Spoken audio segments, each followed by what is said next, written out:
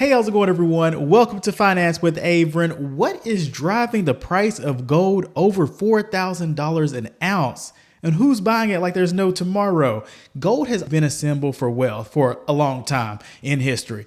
But in 2025, its price has been surging like never before. From central banks quietly hoarding tons to investors scrambling for safety in uncertain markets, the reasons behind this meteoric rise are more than just the numbers. In this video, we're going to be breaking down the history, the drivers, and the biggest buyers behind gold's meteoric climb. And of course, there's going to be a lot of charts and data in this video like it is for several of my videos. Let's get into it here. First, starting with the history of gold prices. Now, in the 2000s, gold surged from around $300 an ounce to over $1,900 an ounce by 2011. Gold tends to spike during uncertainty, making it a barometer of global investor fear. And then during that time in the 2000s, concerns over the US dollar, inflation fears, and the financial crisis of 2008. So you had gold definitely rising in price during that time right there. Then from 2012 through 2018,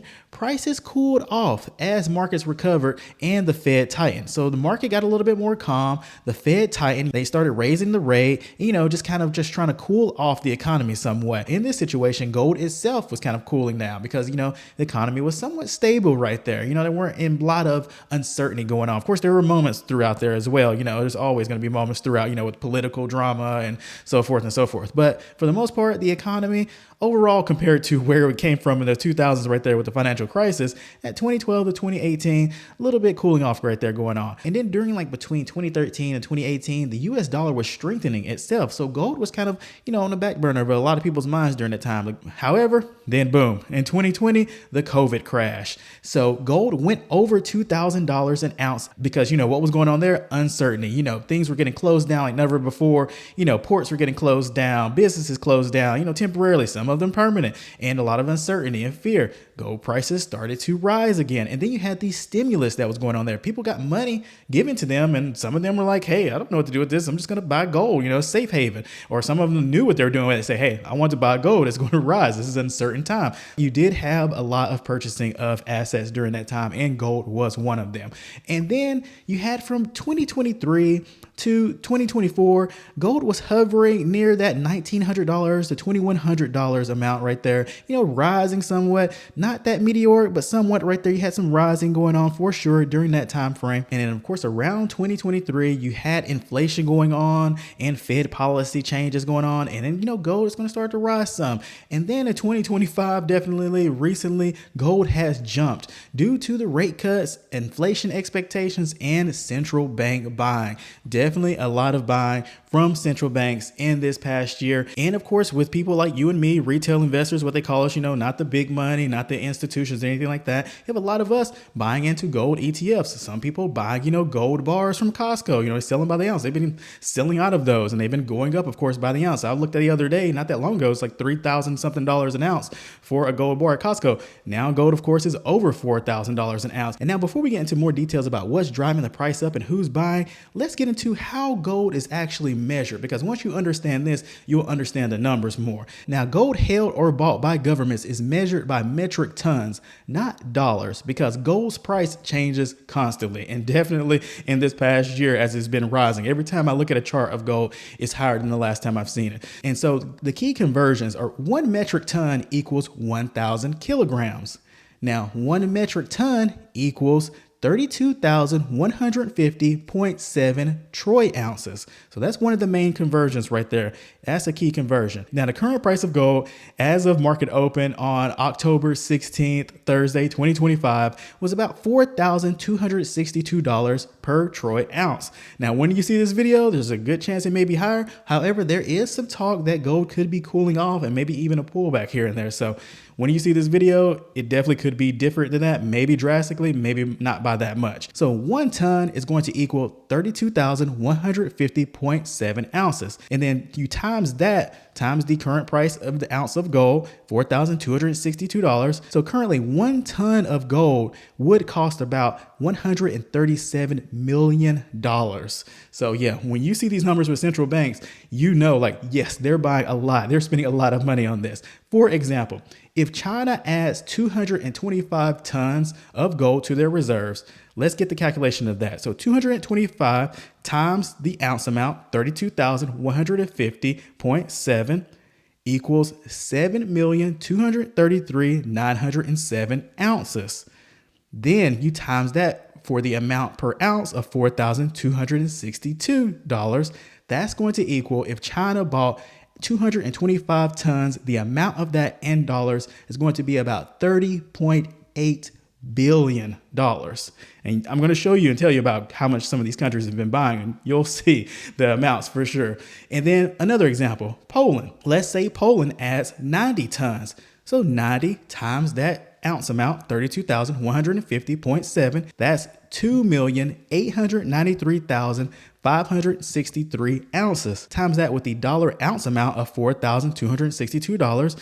And that means if Poland adds 90 tons of gold, that would cost them about $12.3 billion. So why use tons instead of dollars with gold? Now, gold's market value fluctuates daily, but tonnage is fixed and comparable over time. A ton is a ton. A ton isn't going to change. It's like a pound's not going to change. Ounce is not going to change. Those key conversions aren't going to change. That's a way of keeping it steady, because the price definitely doesn't stay necessarily steady itself. So you have a good way of measuring it with the tons, because tons lets analysts compare physical accumulation across countries and years. It's easier to keep up with it that way. Who has this much in their reserves? This is how much this country has in their reserves. This is how much they bought last year.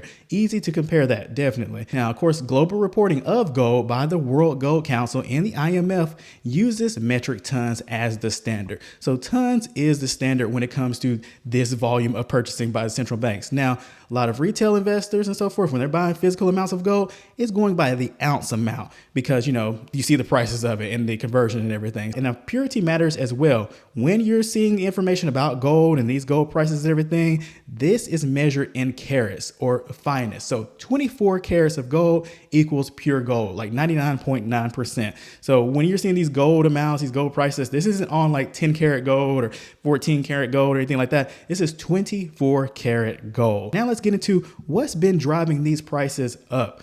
Now, central banks have been buying, definitely. So central banks hold assets themselves, US dollars and so forth. Gold is an asset that a lot of central banks do hold. And also, there's massive ETF and institution inflows. So exchange traded funds out there, there's several of them out there that track and go with gold. And you have their institutional inflows. You have institutions buying gold, and also retail investors, individual investors like you and me buying gold through the ETFs. Now, GLD, you see it up there on the screen, is one of the main ETFs for gold. So you have massive inflows into gold ETFs. You see the chart right there down there with the bars and everything, the green, the orange, whatnot. I'll make it a little bit bigger here. So you see, like in the past, like the past like 5 sessions right there, Europe has been positive on buying gold with the ETFs. And then you see the US, a lot of inflows of gold ETFs. And then you see the other areas right there. Asia has an increase right there in this past year, as well as some other countries. But you see a lot of it right there. North America and Europe definitely have a lot of inflows into these ETFs and institutional inflows into these ETFs as well for gold. And now the falling and the easing of Fed rate cuts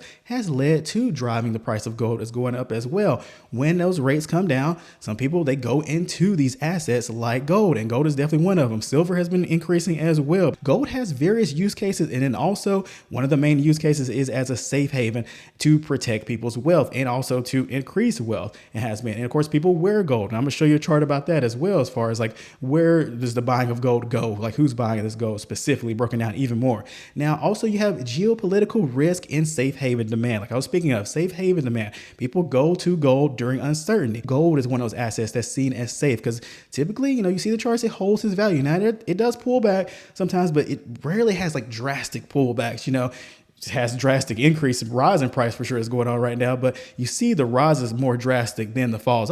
There have been some falls for sure. Not saying you won't lose money in gold. It's definitely possible. You can lose money in stocks, ETFs, gold in that, but you can definitely make money in all that as well. So also dollar weakness and de-dollarization, the whole narrative behind that, people moving away from the dollar and of course the actual dollar itself, the US dollar, losing its value. I got a chart right there. You see it. The gold and US dollar inverse correlation, because yes, there is an inverse correlation with that. When the value of the dollar increases, sometimes you see gold pretty much like stable, just kind of going sideways somewhat, or even decreasing some in price. Now, when the value of the dollar is going down, when it decreases, you often see, as you see right there on the chart, the price of gold increasing. So that's an inverse correlation. When one goes up, the other goes down. That's been happening right there, as you see on the chart, with gold and the United States dollar. So yeah, definitely various things driving the price of gold: geopolitical tensions, inflation and currency weakness, central bank policies and buying, investor behavior, supply constraints. Also, I didn't even have that on the chart. There's so many reasons. Those are some of the main reasons, but you got supply constraints. You can have mining output that's limited, which will rise the extraction cost for gold, which is going to support the price of gold right there as it moves up. And then also, the recent fears that's going on. I just made a video last week about the US-China trade war that's kind of going on, the tensions with that, and the rare earth minerals. You have things like that going on. That's going to increase fear and increase buying of gold. And then you have the declining confidence in equities. If people think like stocks are getting too risky, maybe they're getting too high in price, AI bubble, people are talking about that, just to kind of play it safe, people may move into something more safe, seen as safe to them, like gold. They say, well, hey, when this bubble pops, I'm going to be hiding out in gold, hiding out in some people Bitcoin, or maybe both. So you have people that have their areas that they kind of go to a little bit more during times of uncertainty. And gold is definitely one of those areas for many people, and definitely central banks of various countries. Now, who's been buying gold? You see it right here on the charts, and I'm going to go over it here. Central banks: China, India, Turkey, Poland, Russia, and others. Central banks of these countries have definitely been major buyers of gold in the past years. And you have the US and global ETFs, the exchange traded funds, those record inflows and rising assets under management, AUM. Talked about some of that in the previous slide. Actual institutions and then actual individual investors like you and me buying gold through ETFs. That's definitely been on the rise. And then you have Asian retail's been increasing. The India household gold values, the China bar and coin inflows. So actual other retail investors, not just in the United States, but in other countries as well, have been increasing their buys of gold. And then also the miner stocks. Actual miners of gold, you can buy them as well on the stock market. There have been rallies in that section as well. As gold prices go up, those companies, the ones that are performing well and have nice financials, that are doing the job, have an increase in value of their share, their share appreciation. So their stock becomes higher. Now you have a lot of buying in this past few years by certain countries, and I'm going to show you and tell you about the exact ones in the top 5, so to speak. But you see right here who buys gold, what it's buying for. You got jewelry, of course, still being a main part of it. And you have, the bars and the coins and everything. And you have the inflows, you have the ETFs, and you have actually, the central bank buying. So I've got that graph right there blown up a bigger on the screen so you can see that of who buys gold for what. So you definitely still have various use cases for gold. Now, the top 10 countries by gold reserve increase from 2019 to 2024. You see it there: China, India, Poland, Turkey, Singapore, and it goes on right there. But the top 10 countries with the highest gold reserves, and that's charts from 2024, has remained the same right there, pretty much. Even with the increase of buying of some of these other countries, although China looks like they could definitely get in that top 5 here soon. And so the United States is leading the pack with the most of gold in their reserves. And then you have Germany, Italy, and France, and then Russia at number 5. But right on the tail of Russia right there, you have China close in there. Russia has been increasing as well, so they could even, pass Italy and France right there. In a few years, it'd be interesting to see how a chart like this changes and who are the top 5. The United States Central Bank has not been doing a ton of buying compared to some of the other countries out there in the past year. However, they hold a ton of gold, like literally tons of gold right there, as you see on the chart. You have countries and banks out there that are quietly hoarding gold like digital age dragons. Smaug, the dragon from Lord of the Rings, the Hobbit. Now, specifically, who's been buying right here? The top 5 countries buying in the last 5 years. China. You have China at number 1 right here, the net increase of around 225 tons alone in 2023, which was like the most single year purchase, like the largest globally. 2023, China had a definitely big increase right there. So they've been increasing their reserves for sure. Poland, the National Bank of Poland, net increase around 200, 300 tons over the past couple of years right here. Notable amount of around 90 tons in 2024. So their total reserves have increased to over 500 tons by the year of 2025. So they've definitely done some increasing for that country. And you have Turkey, net increase of around 200 tons cumulative in the last 5 years. Key buys for them around 148 tons in 2022 and around 75 tons in 2024. You have India as well, net increase of around 150 to 220 tons cumulative in the last 5 years. Notable for them, around 72 tons purchased in 2024.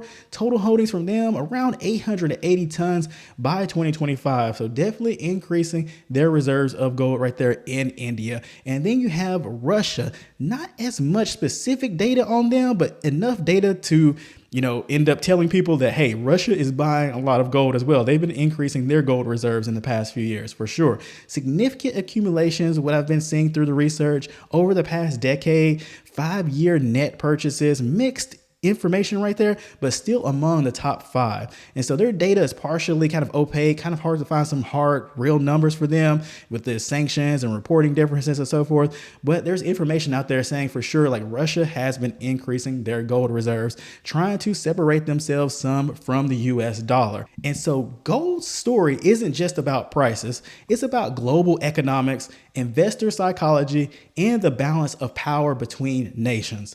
Whether you're investing or just curious, understanding these trends can help you make smarter financial decisions. If you found this breakdown helpful, hit that like button down below and subscribe to the channel for more financial insights. If you're not already subscribed, much appreciated if you do either one of those. Hope you all enjoyed the video. Take care.